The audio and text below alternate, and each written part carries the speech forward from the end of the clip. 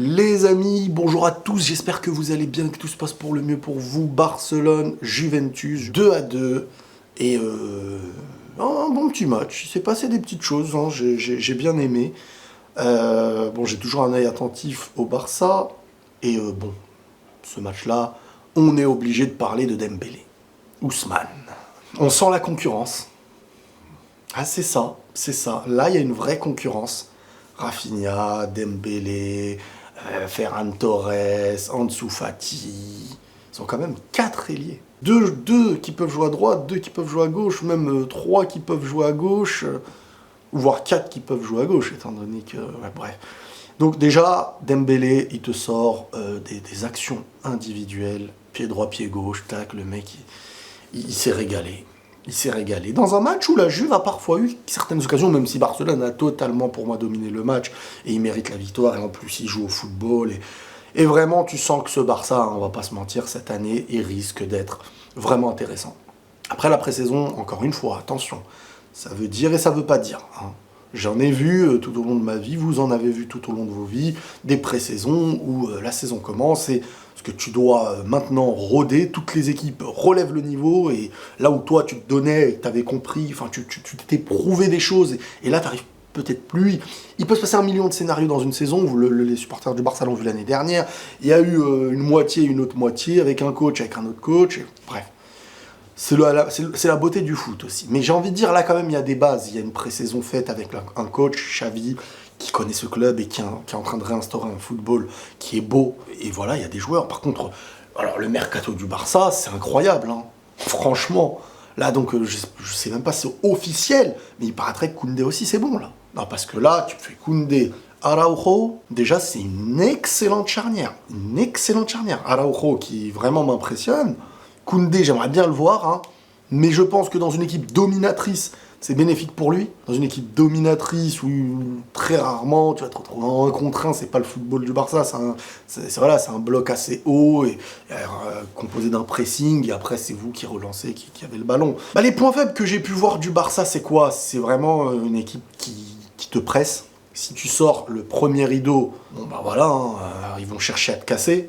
C'est le foot, c'est comme ça. C'est-à-dire que tu sors le premier rideau, là tu te retrouves face à un espace, et là tu peux avoir des choses à faire. Di Maria, à plusieurs moments on l'a vu, la Juve a parfois eu ces petits moments de...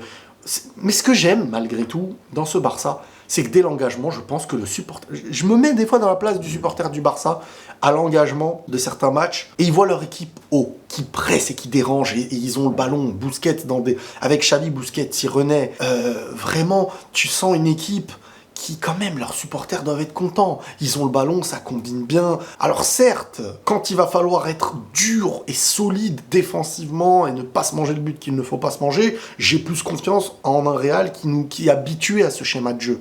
Un schéma de jeu, parfois même d'un double rideau temporaire, pour ensuite savoir sortir intelligemment, et ça demande du football, hein. Je parle pas d'un double rideau de l'engagement où tu cherches le match nul, non, tu cherches ta gagne, mais tu perturbes la possession adverse avec un esprit défensif.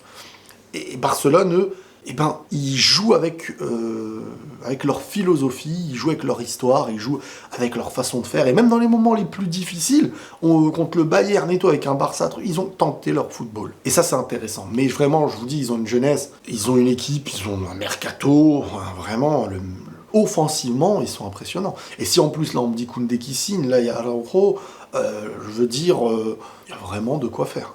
Il y a vraiment de quoi faire. Donc, ils dominent, voilà, ils jouent contre la Juve, ils les jouent comme une autre équipe. La Juve... Après, je ne sais pas si vous remarquez, hein, vraiment, dans les matchs de pré-saison, chacun... Voilà, je veux dire, la Juve ne dégage pas. Eux, leur intérêt, c'est comme dans un match d'entraînement, on te dit, voilà, vous devez sortir de ce pressing. Et Barcelone, j'ai envie de dire, dans ce genre de match, entraîne un peu l'autre. Dans le sens où... un pressing du Barça, tu vas pas en avoir contre toutes les équipes. Donc c'est un bel entraînement que la Juve aussi se voit affronter, quoi, dans ce genre de match. Mais je veux dire, Barcelone, vraiment, ils ont de quoi faire une très grande saison. Ils ont une jeunesse, ils ont une concurrence, ils ont Lewandowski, un mec qui va planter et qui vont le servir, et je pense vraiment qu'il risque d'y avoir un véritable duel Lewandowski-Benzema. On a une expérience, hein, de Lewandowski qui... Je sens que c'est...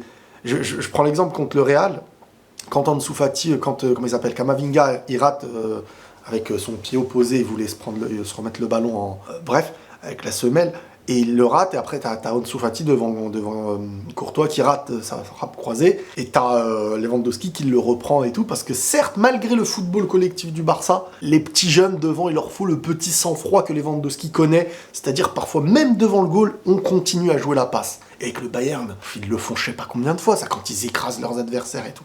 Et Lewandowski, je pense que ça, c'est aussi quelque chose qui va se travailler à l'entraînement.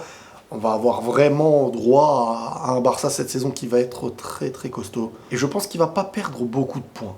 Ce n'est que ma pensée, ça ne veut rien dire, encore une fois. Mais je sais pas, j'ai l'impression, voilà, il y a une institution, Barcelone, c'est une équipe, ça existe. T'as Xavi, t'as l'esprit d'équipe, t'as les joueurs, t'as les postes, t'as la philosophie. Qu'est-ce qui manque? Pour l'instant, Barcelone montre qu'ils ont de quoi vraiment... Moi, j'attends juste de voir la solidité face à une équipe qui va les bouger. Parce que on sait que Barcelone, dans la domination, dans le pressing, en début de match, mais au fur et à mesure du match, même si c'est différent de l'année dernière, parce qu'ils ont quand même des tueurs devant, hein, il peut y avoir des buts sur chaque action avec Lewandowski et compagnie. Vraiment, ils ont vraiment offensivement des monstres. Maintenant, à voir dans l'aspect entre le milieu et la défense. C'est-à-dire Kessié, Busquets.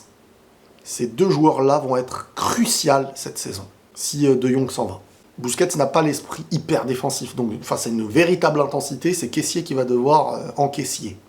Ah, je fais des jeux de mots incroyables, là, en plus d'une traite. Donc, à voir. Vraiment, si je me pose des questions, après peut-être au niveau des latéraux, comment ils vont jouer, qui vont faire jouer. Mais ce Barça, vraiment, a un œil attentif.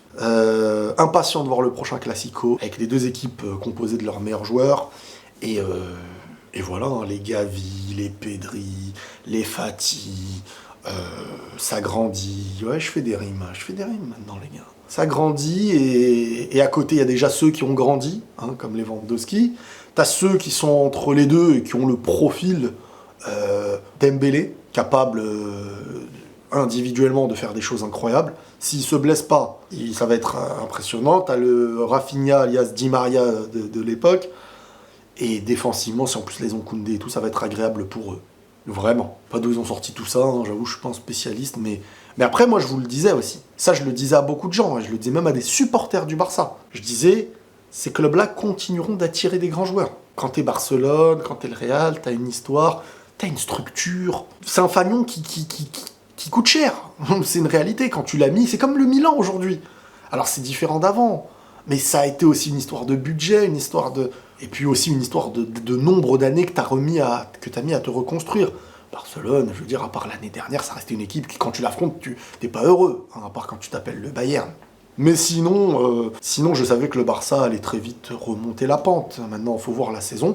Encore une fois, attention, supporters du Barça, soyez patients. Ça va très très vite, les difficultés qui arrivent en cours de saison, et après on se rend compte que en fait c'est plus aussi simple qu'on le croit. Tout comme moi, le Real, je m'attendais des fois au pire, et ils s'en sortent en prenant la Ligue des Champions et le championnat. Tout dépendra de la régularité que tu auras dans cette saison, et pas forcément du visage que tu montreras à certains moments. La régularité est la meilleure, c'est celle qui dans la difficulté, te permet de ne pas sombrer. Et voilà, je finis sur cette phrase, les amis. Vous avez le droit de noter cette belle phrase dans les commentaires. Prenez tous soin de vous, on se tient au jus. Les saisons arrivent, les matchs vont s'enchaîner. Prenez tous soin de vous et la paix sur vous.